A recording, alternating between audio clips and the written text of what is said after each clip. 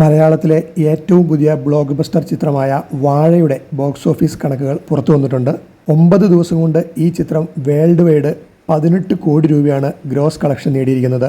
വെള്ളിയാഴ്ച കുറേയധികം പുതിയ സിനിമകൾ റിലീസ് ചെയ്തതുകൊണ്ട് തന്നെ കളക്ഷനിൽ ചെറിയൊരു ഇടിവ് സിനിമയ്ക്ക് സംഭവിച്ചിട്ടുണ്ട്. വ്യാഴാഴ്ച ചിത്രത്തിൻ്റെ ട്രാക്കിംഗ് ഗ്രോസ് കളക്ഷൻ 41 ലക്ഷമായിരുന്നെങ്കിൽ വെള്ളിയാഴ്ച ഇത് 39 ലക്ഷത്തോളം എത്തിയുള്ളൂ. വ്യാഴാഴ്ചത്തെ ടോട്ടൽ ഗ്രോസ് കളക്ഷൻ 90 ലക്ഷവും വെള്ളിയാഴ്ച ഇത് 80 ലക്ഷവുമാണ്. കേരള ബോക്സ് ഓഫീസിൽ നിന്ന് ചിത്രം ഇതുവരെ 13 കോടി രൂപയോളമാണ് ഗ്രോസ് കളക്ഷൻ നേടിയിരിക്കുന്നത്.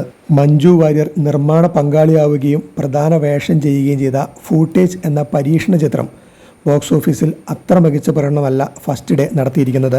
ആവറേജ്, ബിലോ ആവറേജ് അഭിപ്രായങ്ങളാണ് ചിത്രത്തിന് കിട്ടിക്കൊണ്ടിരിക്കുന്നത്. ഏകദേശം 10 ലക്ഷത്തോളം രൂപ മാത്രമേ ആദ്യ ദിനത്തിൽ ചിത്രത്തിന് കളക്ട് ചെയ്യാനായുള്ളൂ. ഷാജി കൈലാസിൻ്റെ സംവിധാനത്തിൽ ഭാവന പ്രധാന വേഷത്തിലെത്തിയ ഹണ്ട് എന്ന ചിത്രത്തിൻ്റെ അവസ്ഥയും വ്യത്യസ്തമല്ല. ഔട്ട്ഡേറ്റഡ് ആണെന്നുള്ള അഭിപ്രായമാണ് ഫസ്റ്റ് ഡേ തന്നെ ചിത്രം നേടിയെടുത്തത്. 10 ലക്ഷത്തിൽ താഴെ മാത്രമേ ഈ ചിത്രത്തിനും കളക്ഷൻ നേടാനായുള്ളൂ.